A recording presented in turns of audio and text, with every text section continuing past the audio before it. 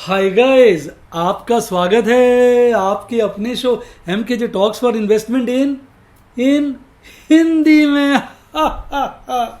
कैसे हैं आप भाई? आज कार्यक्रम की शुरुआत करेंगे एमकेजे लेट्स एक्सप्लोर से, और हम यहाँ बात करेंगे कि आप कैसे अपनी इन्वेस्टमेंट जर्नी को बहुत आसानी से शुरू कर सकते हैं। आपको इन्वेस्टमेंट करनी हो स्टॉक्स, शेयर्स में, म्यूचुअल फंड्स में, आईपीओ में, इंश्योरेंस में या फिर यूएस स्टॉक्स में, आपके लिए पेश है 5 पैसा का ऑल इन वन अकाउंट, जहां पर ये सारे निवेश आप चुटकियों में कर सकते हैं। और मजेदार बात, यहां आपको मिलता है बिल्कुल फ्री डीमैट अकाउंट, जिसको आप 5 मिनट में खोल सकते हैं। ब्रोकरेज है 0% और लगता है flat charge 20 rupees per order. इसके साथ साथ ये ऐप आपको अवेलेबल है 8 डिफरेंट लैंग्वेजेस में, तो आप अपनी मनपसंद लैंग्वेज में यहाँ काम कर सकते हैं। और मज़ेदार बात, आपको मिलते हैं दोनों डार्क और नॉर्मल मोड, जिसमें मन करे आप काम करिए।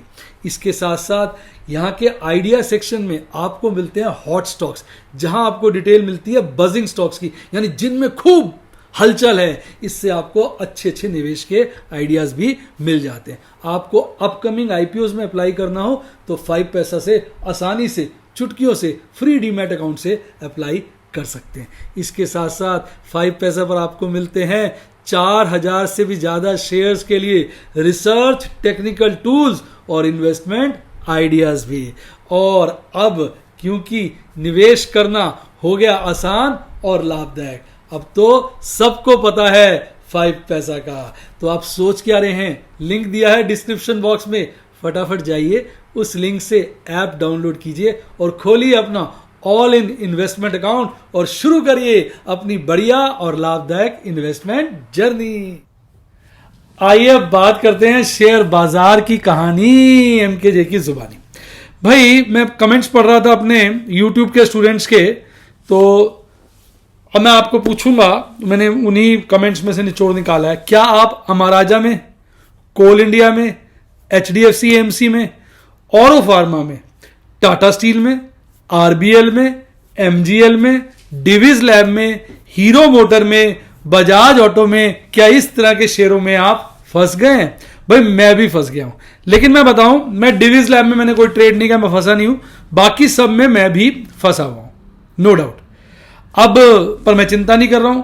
इनमें से जो जो लग रहे हैं, जैसे अमाराजा हो गया, एचडीएफसी एएमसी हो गया, कोल इंडिया हो गया, औरो फार्मा हो गया, इसमें स्टार भी जोड़ लीजिए। जो शेयर मुझे लग रहे हैं रुक के चढ़ेंगे, मैंने उनकी डिलीवरी लेके बंद बस्ते में डाल दी, उनको प्लेज करके उनके अगेंस्ट मार्जिन ले लिया, ताकि मेरा काम धंधा ना रुके। अब मैं आपको इसमें 2-4 बातें बताऊंगा। देखो, अगर आप इन सभी शेयरों में 1-1, 2-2 लॉट में फंसे हैं, depending upon your total number of trades, मतलब आपके ट्रेड्स अगर 50 के आसपास हैं और आप 1 या 2 लॉट में फंसे हैं, तो आपकी कोई गलती नहीं है। आप 50 ट्रेड की आपकी मैक्सिमम लिमिट है और आप 5-6 में फंस गए तो आपकी गलती है। यानी आपको अपनी ओवरऑल कैपेसिटी के हिसाब से, जैसे मैं 300 ट्रेड लेता हूं, तो 300 ट्रेड में मैं अगर एक कंपनी के 6 ट्रेड में भी फंस जाऊं तो कोई दिक्कत नहीं है। अगर इन सब में देखा जाए तो मैं एचडीएफसी एएमसी में 11-12 ट्रेड्स में फंस गया हूं, 10 या 12 ट्रेड्स हैं, तो एचडीएफसी एएमसी में ज्यादा फंसा हूं, क्योंकि मेरा इसमें कन्विक्शन ज्यादा था, और जिसमें कई बार कन्विक्शन ज्यादा होता है ऑपरेटर उसमें मार देता है। तो इसलिए मैं इसकी डिलीवरियां लेता जा रहा हूं और प्लेज करता जा रहा हूं, जिसके अगेंस्ट मुझे मार्जिन मिल रहा है। तो जो मेरे इसमें पैसे ब्लॉक हो गए, मुझे उसकी कोई चिंता नहीं है, क्योंकि उसके अगेंस्ट मुझे मार्जिन मिल गया। अदरवाइज मैं डेट फंड में रखता हूं, वहां से मार्जिन मिलता। पहली बात, सस्ते रेट पे शेयर खरीदे हुए हैं, कोई दिक्कत नहीं है। दूसरी बात जो समझने की है कि भाई देखो, जब मैंने इसके पहले फ्यूचर लिए, फिर उसको स्क्वायर ऑफ किया, या पुट ली, स्क्वायर ऑफ करके शेयर खरीदे, तो उसका जितना भी लॉस हुआ था वो मेरे मंथली प्रॉफिट में से एडजस्ट हो गया था। मेरी बात समझिए, जब ये मेरे पोर्टफोलियो में आते हैं ना, देखो मैं सीधा तो शेयर नहीं खरीदता ना, मैंने पुट बेची होती, पुट लॉस में हो जाती है। जैसे आज मैंने कोल इंडिया की एक पुट को रोल ओवर किया, अभी स्क्वायर ऑफ नहीं किया, मैं इसको रोल ओवर मानता हूं, और मैं इसको डेली प्रॉफिट एंड लॉस में डिस्कस नहीं करता, क्योंकि रोल ओवर तो रोज चेंज होते रहते हैं। हाँ, मंथली प्रॉफिट एंड लॉस में ये एडजस्ट हो जाता है। कैसे? जैसे आज मैंने कोल इंडिया की पुट को स्क्वायर ऑफ किया, उसमें मुझे लॉस हुआ। अब जब मैं इस मंथ का आपको प्रॉफिट दिखाऊंगा नवंबर का, तो वो लॉस ऑटोमेटिकली उसमें एडजस्ट हो जाएगा, क्योंकि मैं जीरो धामे से प्रॉफिट एंड लॉस निकालूंगा, तो वो लॉसेज और प्रॉफिट एडजस्ट करने के बाद बताता है, क्योंकि जब मैंने कोल इंडिया को स्क्वायर ऑफ कर लिया, उसका लॉस एडजस्ट हो जाएगा।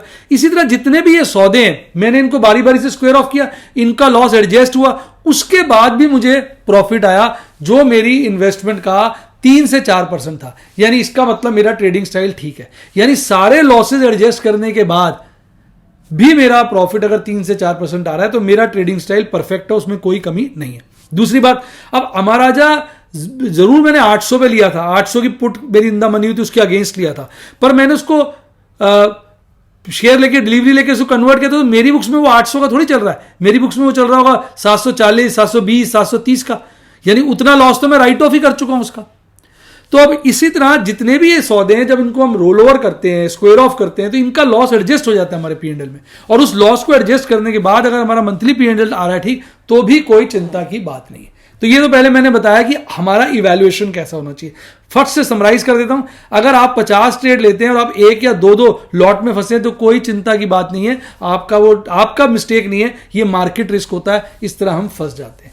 उसके आपने दूसरी बात, अगर आपने उनके लॉसेज राइट ऑफ करने के बाद डिलीवरियां ले ली हैं और लॉसेज राइट ऑफ करने के बाद भी आप अपनी टोटल इन्वेस्टमेंट में 3 से 4% कमा रहे हैं तो परफेक्ट है, बहुत बढ़िया कर रहे हैं। 2 से 3 कमा रहे हैं तो अच्छा कर रहे हैं, 1 से 2 कमा रहे हैं तो ठीक ठाक है, 1 से कम कमा रहे हैं तो चिंता का विषय है। देखिए कितना मैंने आपको डीप एनालिसिस करा दिया। अब अगर आपने ये काम नहीं किया और आप गलती से ज्यादा फंस गए तो भी कोई चिंता की बात नहीं। जैसे मान लो कोई बंदा अमराजा में, जैसे मेरे पास 5 लॉट फंसे हुए हैं, पर मेरे तो रिस्क टेकिंग कैपेसिटी के अंदर है, लेकिन अब मान लीजिए कोई 10-50 ट्रेड लेता है, उसके 5 लॉट या 4 लॉट फंस गए, उसके लिए तो ज्यादा है ना, 50 ट्रेड में तो 2 ही फंसने चाहिए। तो वो क्या कर सकता है, उसने उसके लॉसेस भी राइट ऑफ कर लिए, तो 2 काम कर सकता है, एक तो उनको स्क्वायर ऑफ करके उसका लॉस बुक कर ले, भाई औरों में से प्रॉफिट और एडजस्ट हो रहा है। ऐसा नहीं हो सकता हमें सभी ट्रेडों में प्रॉफिट हो, पहली बात तो समझो। दूसरा आप क्या कर सकते हो, उसकी रिस्क की पुट बेचना शुरू कर दो ना। आप ये मत सोचो कि वो 800 की पुट इंदा मनी हुई थी तो मैं 800 की कॉल बेचूंगा। अब आपने उसको राइट ऑफ कर दिया, आपकी बुक्स में वो मान लो 750 को चल रहा है, आप 750 की कॉल बेच दो, 600 650 का चल रहा है, आप 700 की कॉल बेच दो। ये तो डिपेंड करता है ना आपका किस रेट पे वो आपकी बुक्स में चल रहा है, उसके हिसाब से आप उसकी कॉल बेच सकते हैं। तो मेरा ख्याल आपको मेरी बात समझ में आ गई होगी। तो इस तरीके से आपको करना है, अपने रिस्क एपेटाइट के हिसाब से। पूरी डिलीवरी मत उठाओ, आपके पास फंड्स का मैं 1/3 ले लो, आपके पास थोड़े ज्यादा फंड्स है 1/2 डिलीवरी ले लो। इस तरीके से आपको इसको मैनेज करना पड़ेगा, क्योंकि वक्त आएगा। अब देखिए आप हीरो मोटर भागना शुरू हुआ था, पर आज किस्मत देखिए सारा बाजार गिर गया तो हीरो मोटर भी गिरेगा। हालांकि हीरो मोटर उस तरह से नहीं गिरा, पर गिरा तो है। इसी तरह से आप फंसेंगे भी। अब इस राउंड में मैंने एक बात और देखी खूबसूरत, जो सेफ ट्रेड थे, जैसे एचडीएफसी एमसी का ट्रेड बड़ा सेफ था, टाटा स्टील का ट्रेड बड़ा सेफ था, इसमें फंस गए। मैंने आईआरसीटीसी का गेम खेल लिया, भाई साहब बड़ा रिस्की ट्रेड था, उसमें 4-5 लाख का प्रॉफिट हो गया। कोल इंडिया का मैंने रिस्की लिया, मैं उसमें फंस गया। तो क्या हो रहा है कि सेफ ट्रेड में भी फंस रहे हैं, रिस्की में भी फंस रहे हैं। अब मैंने वेदांता का बड़ा रिस्की ट्रेड लिया तो उसमें बहुत अच्छा प्रॉफिट हो गया, अभी भी मैं फंसा हूं उसमें। तो इस वक्त फंसना निकलना है। तो यानी आप जहां निकले एक बार निकले। कल मैं रह गया वेदांता निकालने का, आज मैंने पूरी वेदांता की स्ट्रेटेजी बनाई हुई थी, पर आज वो बहुत ज्यादा गिर गया, मेरी स्ट्रेटेजी फेल हो गई। नहीं तो मैं फुल फ्लैश स्ट्रेटेजी के साथ था। अगर आज बाजार कल जैसा रहता तो वेदांता कई मैंने शेयरों में से निकल जाना था। अब मेरे से भूल चुक ये हो गई, मान लीजिए कल मैंने 2.5 लाख का प्रॉफिट बुक किया तो मेरे को लगा यार आप बहुत कर लिया, बाकी कल कर लेंगे, बस ये गलती हो गई। कल मौका था, मुझे 5 लाख का प्रॉफिट बुक करना चाहिए था, तो आज मैं ज्यादा खुश होता। तो इस तरीके से शेयर बाजार में मौके और धोखे तो आएंगे, आप उनसे बच नहीं सकते, पहली बात। दूसरी बात, सब ट्रेडों में प्रॉफिट नहीं हो, किसी में लॉस होगा। तीसरी बात, उन लॉस को राइट ऑफ करके भी अगर आप प्रॉफिट में हो तो बहुत बढ़िया है। ये आपको पैरामीटर्स में अपनी परफॉर्मेंस को जज करना है।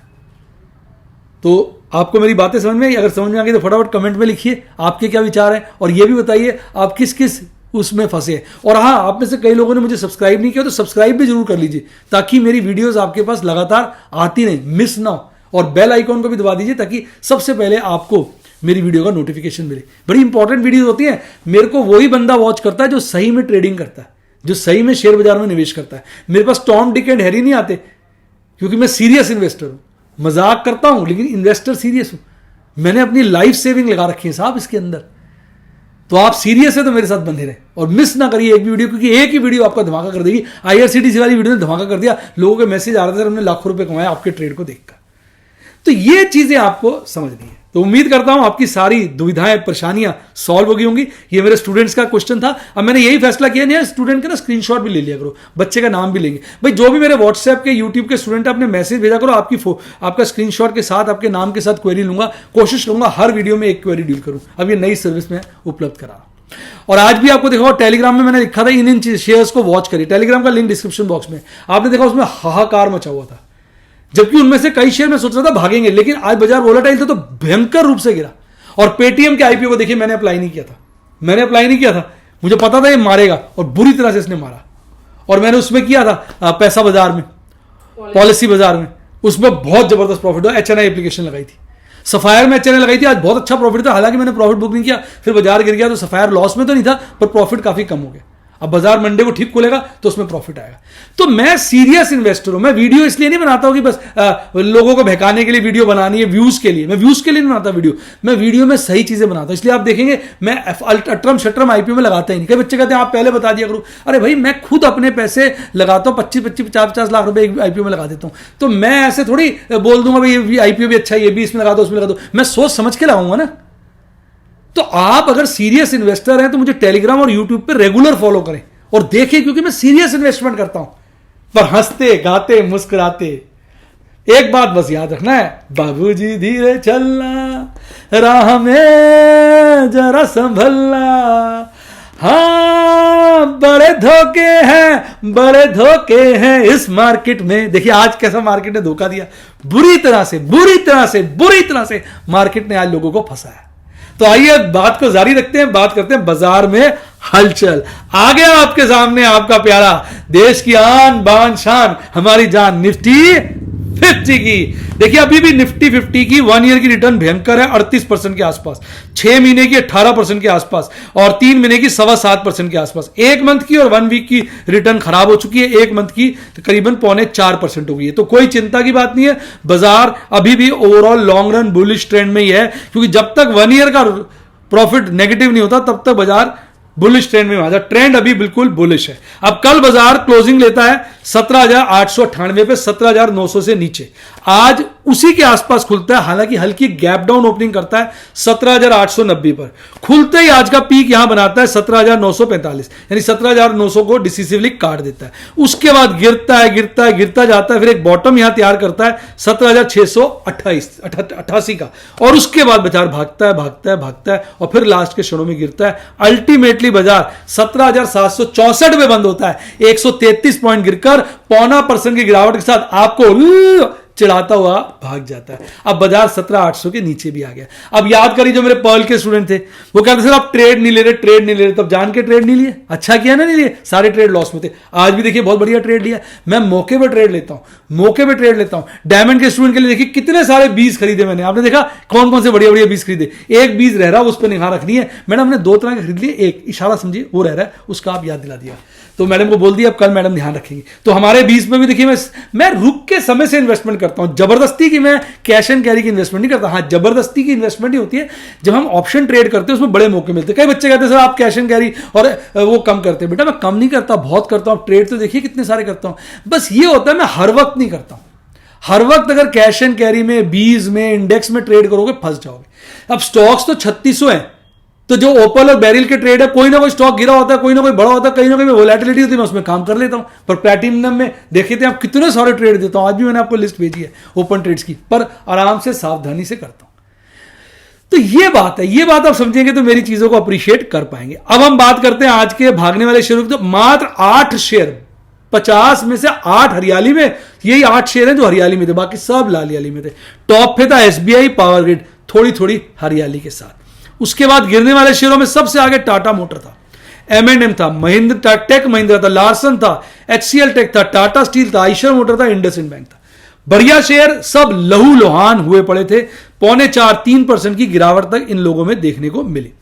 अब आप कैंडलस्टिक चार्ट की बात करें, देखिए पूरी तरह से यहां बाजार ने एक रिकवरी ली, फिर गिरा, फिर रिकवरी ली, फिर गिरा, फिर रिकवरी ली। अब पूरी तरह से 50 डेज EMA के नीचे आ चुका है। बाजार लोअर बोलिंजर बैंड को टच कर रहा है। बाजार प्रॉपर ओवरसोल्ड जोन में आ चुका है। थोड़ी बहुत कसर पूरी कर देगा, बोलिंजर बैंड कम हो रहा है। मुझे लगता है आने वाले काफी समय तक बाजार अब MKJ जिगजैग विद डाउनवर्ड बायस, शब्दों पे ध्यान दे, MKJ जिगजैग विद डाउनवर्ड बायस चलेगा। हो सकता है 17,000 के लेवल को तलाशने की कोशिश करे, जिस तरह से हालात बन गए। पर इसका मतलब ये नहीं गिरते गिरते सीधा 17 पे लगेगा, बीच में फिर बढ़ेगा, फिर गिरेगा। यानी अब जिगजैग विद डाउनवर्ड बायस बाजार को चलना चाहिए, ऐसा मेरा ओपिनियन है। आपका क्या ओपिनियन है कमेंट में लिखिए। पर बाजार में धोखा भी हो सकता है, क्योंकि बाजार धोखा देने उसकी प्रकृति है, उसकी नेचर है। अब बात करेंगे एमएससीडी चार्ट पे 3 दिन से लगातार बेयरिश क्रॉसओवर मजबूत हो रहा है, आरएसआई बहुत कमजोर हो रहा है, 43 के नीचे आ गया तो समझिए बाजार जो है मीडियम टर्म में बेयरिश हो जाएगा। अब आप देखिए जरा मंथली, अभी जो मंथ का जो एक्सपायरी देखिए कितना जबरदस्त कॉल राइटर्स पुट राइटर्स पे हावी हो रहे हैं। कॉल राइटर्स ने 17,800 के लेवल पर भी अपनी फौजें बढ़ा दी हैं। 18,000 पे तो उन्होंने फौजें बहुत ज्यादा खड़ी कर दी हैं अपनी, और पुट राइटर्स अपनी फौजों को समेट रहे हैं, वो छोड़ छोड़ के पीछे की तरफ भाग रहे हैं, यानी लोअर लेवल्स पे भाग रहे हैं। पुट राइटर्स घबरा रहे हैं ऊपर के लेवल पर, वहां से अपनी फौजें हटा रहे हैं।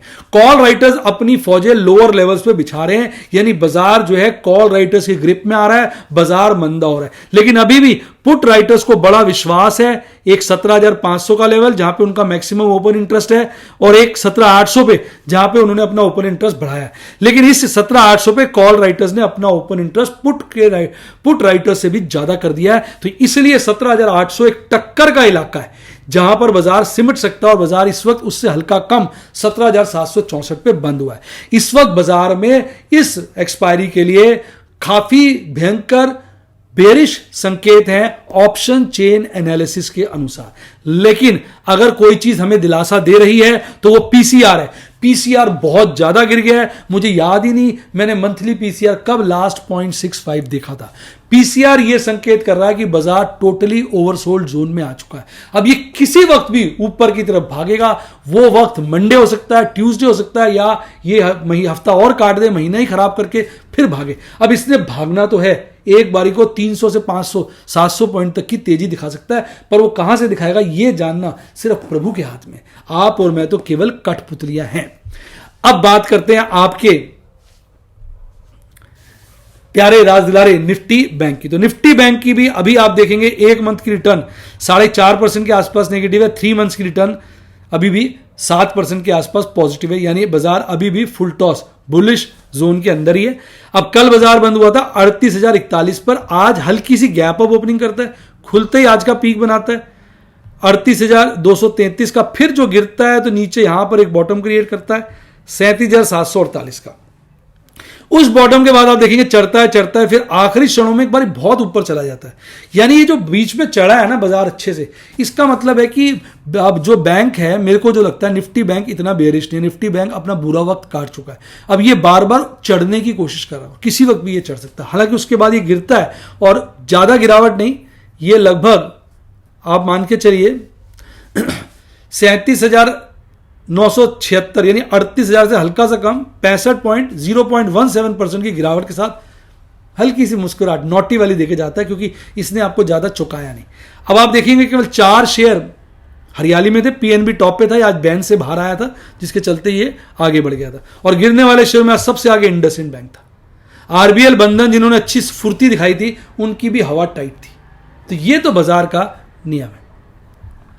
अब बात करते हैं इसके चार्ट की। तो चार्ट पे तो इसने जो यहां पर अगर आप देखेंगे ए शेप फॉल बनाया, उसके बाद ये हल्का सा बढ़ा था, फिर लगातार ये गिरता जा रहा है, देख रहे हैं आप, यहां से गिरा, हल्का सा राइज दिखाया, फिर गिरा। तो यानी अभी ये फुल टॉस बियरिश ग्रिप में है बाजार। कैंडलस्टिक चार्ट तो कह रहा है ये खासा बियरिश है, इसके अंदर बहुत कमजोरी है, क्योंकि ये जो पिंक वाली लाइन है ना, पर्पल लाइन या पिंक लाइन कह दी, ये 50 डेज ईएम में इससे भी नीचे और लोअर बोलिंजर बैंड को टच कर रहा है, और इसका बोलिंजर बैंड थोड़ा खुलने की कोशिश कर रहा है, यानी ये एक बारी को बढ़ सकता है। एमएससीडी चार्ट पे भी लगातार हिस्टोग्राम लाल ही बन रहे हैं, वहां पे भी कमजोरी है, और आरएसआई तो चीख चीख के कह रहा है मैं 40 के नीचे हूं, बाजार कमजोर है। यानी टेक्निकल एनालिसिस कैंडलस्टिक का, आरएसआई का, एमएससीडी का, सब कह रहे हैं कि निफ्टी बैंक कमजोर है। अब बात करते हैं इसके वीकली एक्सपायरी की। अब वीकली एक्सपायरी में मजेदार बात देखिए आप, मजेदार बात देखिए, आज बहुत बड़ा ओपन इंटरेस्ट 41,000 के लेवल पे बढ़ा है। तो यानी कॉल राइटर्स जो है बैंक के, उनमें एक बहुत बड़ा सेगमेंट ऐसा है जो ये एक्सपेक्ट कर रहा है कि बाजार जो है कहीं चढ़ ना जाए, इसलिए उन्होंने बहुत दूर की वहां पर उसका मैक्सिमम ओपन इंटरेस्ट है। हालांकि नीचे के लेवल पे भी आप देखेंगे कॉल का ओपन इंटरेस्ट बढ़ा ही है, लेकिन एक बहुत बड़ा सेगमेंट कॉल राइटर्स का डरा हुआ भी है, ये चीज साफ यहां पर नजर आ रही है। पुट राइटर्स तो देखो कुछ कर नहीं पा रहे हैं, उनके यहां से यहां तक देखिए स्टैग्नेंट ही है सारे, हल्का फुल्का चेंज है, और उन्होंने 38,000 के लेवल पे अपना ओपन इंटरेस्ट बढ़ाया। तो पुट राइटर्स बड़े कॉन्फिडेंट हैं कि 38,000 के नीचे बाजार नहीं जाएगा, पर कॉल राइटर्स ने भी 38,000 पे कॉल रेटिंग बहुत ज्यादा बढ़ाई है पुट राइटर्स से ज्यादा, यानी वो बड़े कॉन्फिडेंट है कि 38 के ऊपर नहीं जाएगा, अर्थात 38 के नीचे रहेगा। यानी कॉल राइटर्स को विश्वास है 38 के नीचे रहेगा, पुट राइटर्स को विश्वास है 38 के ऊपर रहेगा। अब जीतेगा कौन, ये आने वाला हफ्ता बताएगा। पर एक चीज इसमें खास देखने की जो लोग इग्नोर कर देते कि बहुत बड़ा सेगमेंट कॉल राइटर्स का बैंक में डरा हुआ है, इसलिए उन्होंने बहुत ऊंचे की कॉल लिखी। देखो ना, बहुत ऊंचे की जब आप कॉल लिखते हैं तो प्रीमियम तो आपको थोड़ा सा ही मिलता है, फिर भी उन्होंने ऊंचे की लिखी। उन्होंने कहा भाई थोड़ा मिल जाए, हम डर रहे हैं, हम डरते हैं, हम तो डर रहे हैं, हम तो डरपोक हैं, उनको डरपोक बनाने लग रहा है। तो ये एक बात समझने की। अब आप इसकी बात करिए, देखिए इसकी भी ना आप देखेंगे पीसीआर में लगातार गिरावट आ रही है। नहीं, आपने ना इसका हेडिंग नहीं दी पीसीआर वाले में, सिर्फ नाम डेट आ रही है, तो इसकी गिरावट है। लेकिन गिरावट ना थोड़ी आराम से गिर रहा है। और निफ्टी बैंक का पीसीआर 0.63 के आसपास अजूबा नहीं है, पर निफ्टी 50 का है। तो निफ्टी 50 तो बहुत ज्यादा ओवरसोल्ड है। निफ्टी बैंक ओवरसोल्ड है पर बहुत ज्यादा नहीं है। तो इसमें रिकवरी, कमजोरी नहीं है। अब रिकवरी अभी आएगी या थोड़े दिनों बाद, ये देखने पर पता चलेगा। अब जो सबसे एक अजीब सी बात है कि एक आध दिन की हरियाली दिखाने के बाद एफआईज आपके बदल गए। उन्होंने आज भयंकर बिकवाली की है। कोई इंसान ऐसे करता है? 4000 करोड़ की भयंकर बिकवाली। ये तो डीआईज का भला हो, उन्होंने आके लगभग 2000 करोड़ की खरीदारी कर ली।